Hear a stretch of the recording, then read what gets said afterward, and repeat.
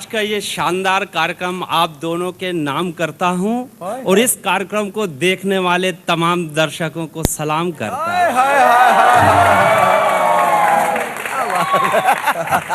Sir जी, laughter champions show करने के बाद हर शहर जाना होता, पत्रकार इंटरव्यू लेते, सबसे पहला सवाल करते क्या कि सिद्धू जी इतना क्यों हंसते?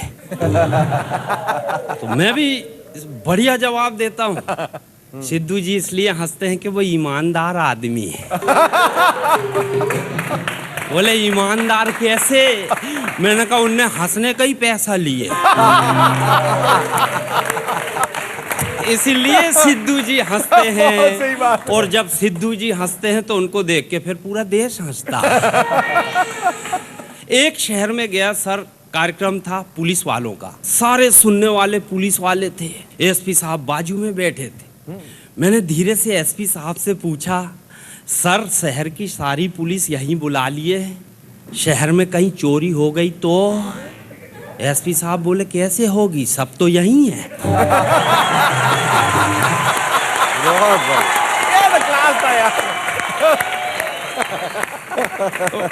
तो मैंने एसपी साहब से कहा पुलिस भी यही काम करती है क्या? बोले नहीं, वो सबको समझा के आ गई है। उनके पास बदमाशों की लिस्ट होती है, उनको सब बता दिया गया, आज गड़बड़ नहीं करना, कार्यक्रम में जा रहा है। मैंने बड़े प्यार से दूसरा सवाल किया, मैंने कहा एसपी साहब पहले चोरी होती थी, चोर को पकड़ने के लिए कुत्ते छोड़े जाते थे, वो सूंघते सूंघते जाते थे, चोर को पकड़ के थाने में लाते थे, इसका प्रयोग आपने क्यों बंद कर दिया? बोले यार वो बहुत कष्ट देने लगे थे, सूंघते सूंघते थाने में ही घुस जाते थे।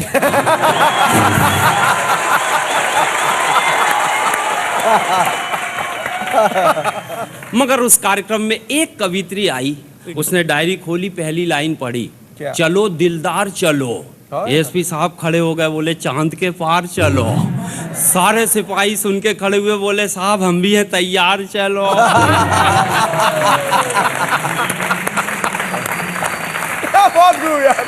बाजू से एक शराबी जा रहा था, वो हिलते हुए एक आदमी से पूछा क्या हो रहा? बोले पुलिस का कार्यक्रम चल रहा। और छोड़ो, बोले चोरों का कार्यक्रम कौन देखे? थानेदार ने सुन लिया, बोले पकड़ के लाओ। क्या? बोले पुलिस को चोर कहता? साहब बोले मैंने कहाँ बोला? कौन सी पुलिस, पाकिस्तान की के जापान की के नेपाल की? टोपी को भाई, टोपी को। थानेदार ने 2 लठ मारा, बोले अच्छा, जैसे हमको मालूम नहीं कहाँ की चोर है।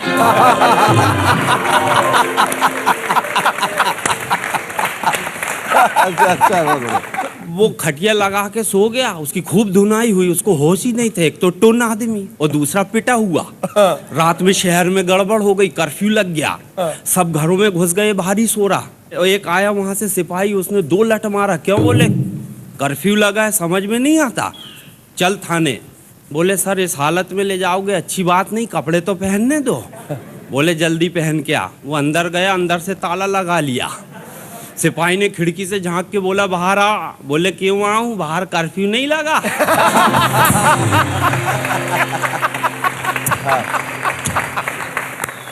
दो लाइन सुनाता हूं सर, मैंने नहीं लिखा, क्योंकि मैं पुलिस से पंगा नहीं लेना चाहता, क्योंकि मुझे वापस भी घर जाना है और मेरे घर के सामने ही पुलिस थाना है। पुलिस विभाग और ईमानदारी, पुलिस विभाग और ईमानदारी, क्या बात करते हो श्रीमान, जैसे सरदारों की बस्ती में नाई की दुकान।